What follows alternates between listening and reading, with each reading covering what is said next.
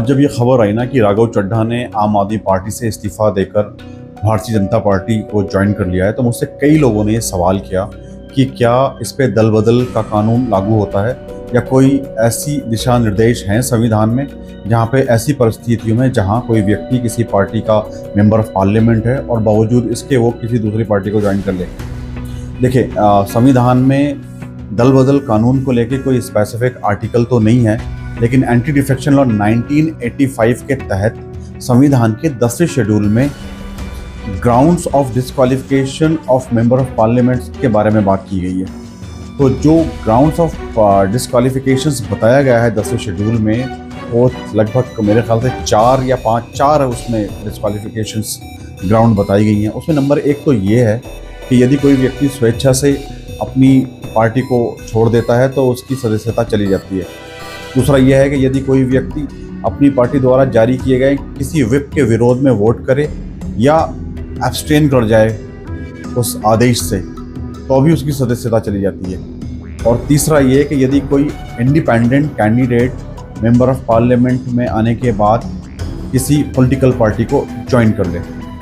और चौथा उसमें यह है कि कोई नॉमिनेट सदस्य after the expiry of 6 months किसी पॉलिटिकल पार्टी को ज्वाइन कर ले। तो इन 4 ग्राउंड्स की बेस पे आप एंटी डिफेक्शन लॉ के तहत आपकी सदस्यता चली जाती है।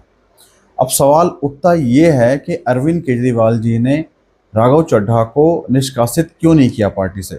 देखो, अगर वो पार्टी से राघव चड्ढा को निष्कासित कर देते तो सदस्यता तो उनकी फिर भी नहीं जाती पार्लियामेंट से, लेकिन वो एक इंडिपेंडेंट मेंबर ऑफ पार्लियामेंट बन जाते हैं, जिसके चलते वो किसी को भी अपनी मर्जी से वोट दे देते। जाहिर सी बात है, वो अरविंद केजरीवाल के पक्ष में तो वोट नहीं करते कभी भी, लेकिन वो अपनी मर्जी से किसी को भी वोट दे सकते थे। इस कंडीशन में अरविंद केजरीवाल की पार्टी का 1 वोट कम हो जाता, लेकिन उन्होंने उसको उस पार्टी से निष्कासित नहीं किया, क्योंकि वो चाहते थे कि मैं जब भी व्हिप जारी करूंगा राघव चड्ढा को व्हिप के अकॉर्डिंग ही वोट डालना होगा। यदि वो व्हिप के विरोध में जाते तो उनकी मेंबरशिप चली जाती।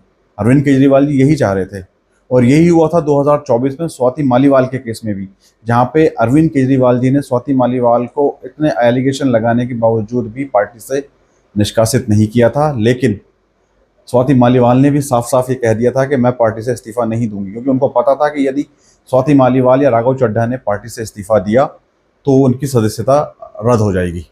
और यदि अरविंद केजरीवाल उनको निष्कासित करते हैं तो उनकी मेंबरशिप पार्लियामेंट से जो है वो नहीं जाती, लेकिन वो इंडिपेंडेंट कैंडिडेट बन जाते और उसके बाद में वो अपनी मर्जी से वोट करते किसी भी पार्टी को। तो ये वजह थी कि राघव चड्ढा को अरविंद केजरीवाल जी ने निष्कासित नहीं किया। And now we comes to the point कि आज राघव चड्ढा जी ने क्यों भारतीय जनता पार्टी को ज्वाइन किया और कैसे इस्तीफा दिया। देखिए, आज जो हुआ है वो हुआ है आपका 91st अमेंडमेंट एक्ट ऑफ 2003, एक लॉ आया था जहाँ पे ये बताया गया कि यदि किसी पार्टी के 2/3 मेजॉरिटी ऑफ मेंबर्स किसी दूसरी पार्टी को ज्वाइन करते हैं तो वो दल बदल कानून के तहत नहीं आएंगे, बल्कि उसको मर्जर ऑफ पार्टी कहा जाएगा। तो इसी वजह से आज राघव चड्ढा जी ने पार्टी का मर्जर कर दिया भारतीय जनता पार्टी के साथ, और इसी कारण उनकी सदस्यता नहीं जाएगी। और यही कारण